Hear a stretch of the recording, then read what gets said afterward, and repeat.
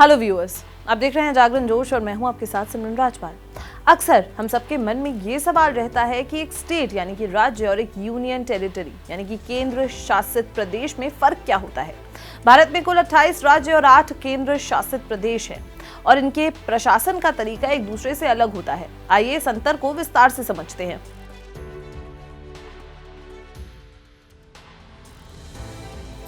सबसे बड़ा और मुख्य अंतर इनके प्रशासन में होता है।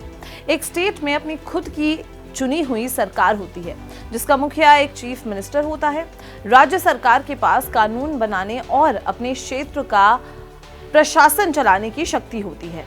वहां गवर्नर प्रेसिडेंट के प्रतिनिधि के रूप में काम करते हैं, जबकि एक यूनियन टेरिटरी सीधे तौर पर सेंट्रल गवर्नमेंट यानी कि केंद्र सरकार द्वारा शासित होती है। यहाँ का प्रशासन प्रेसिडेंट एक एडमिनिस्ट्रेटर या लेफ्टिनेंट गवर्नर के माध्यम से चलाते हैं।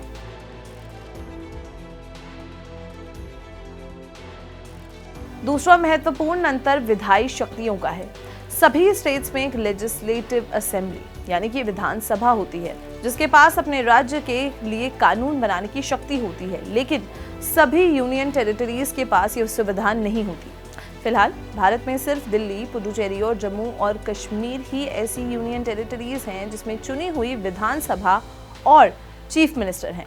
उन्हें पार्शियल स्टेटहुड का दर्जा मिला हुआ है। बाकी यूनियन टेरिटरीज में सीधे केंद्र सरकार का नियम चलता है।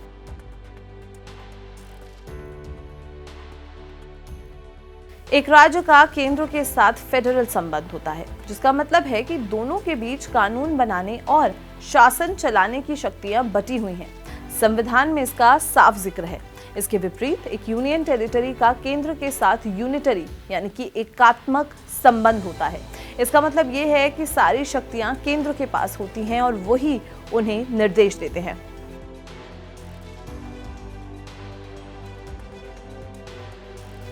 राज्यसभा यानी कि पार्लियामेंट की ऊपरी सदन में प्रतिनिधित्व भी अलग है। स्टेट्स के पास उनकी आबादी के अनुसार राज्यसभा में सीट्स होती हैं, जबकि यूनियन टेरिटरीज के पास आमतौर पर कोई प्रतिनिधित्व नहीं होता, सिवाय दिल्ली और पुडुचेरी के। ये उन्हें मिली हुई विशेष स्थिति के कारण है।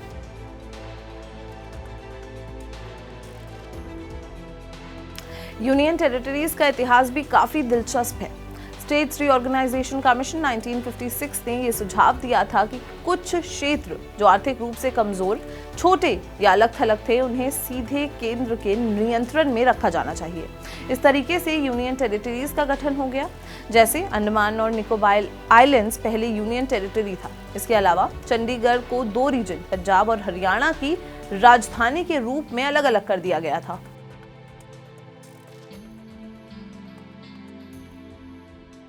यूनियन टेरिटरीज बनाने के कई कारण होते हैं, जैसे कुछ भूतपूर्व फ्रेंच या पोर्चुगीज उपनिवेश यानी कि कॉलोनीज जैसे पुडुचेरी और दादरा और नगर हवेली अपनी विशेष संस्कृति और अलग पहचान के कारण। कुछ जैसे कि दिल्ली इसलिए यूनियन टेरिटरी है क्योंकि वो देश की राजधानी है, और कुछ जैसे कि अंडमान और निकोबार आइलैंड्स अपनी स्ट्रेटेजिक पोजीशन के कारण। तो हर यूनियन टेरिटरी का अपना एक इतिहास और अपना एक उद्देश्य है।